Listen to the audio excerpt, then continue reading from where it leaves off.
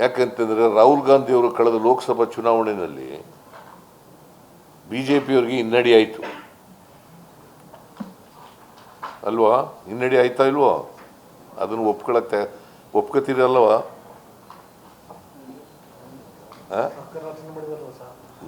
ನಮಗೂ ಹಿನ್ನಡೆ ಆಗಿದೆ, ಬೇರೆ ಪ್ರಶ್ನೆ ಅಲ್ಲ. BJPಯವ್ರಿಗೆ ಹಿನ್ನಡೆ ಆಗಿದೆ ಇಲ್ವಾ? ಅದೇನು, ಅದನ್ನು ಒಪ್ಕೊಳ್ಳಿ ಅಷ್ಟೇ.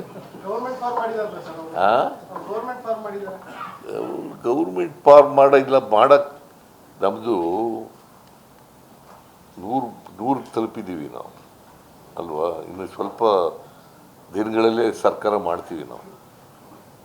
ಅವರು 5 ವರ್ಷ ಪೂರೈಸಲ್ಲ ರಾಹುಲ್ ಗಾಂಧಿ, ನರೇಂದ್ರ ಮೋದಿಯವರು.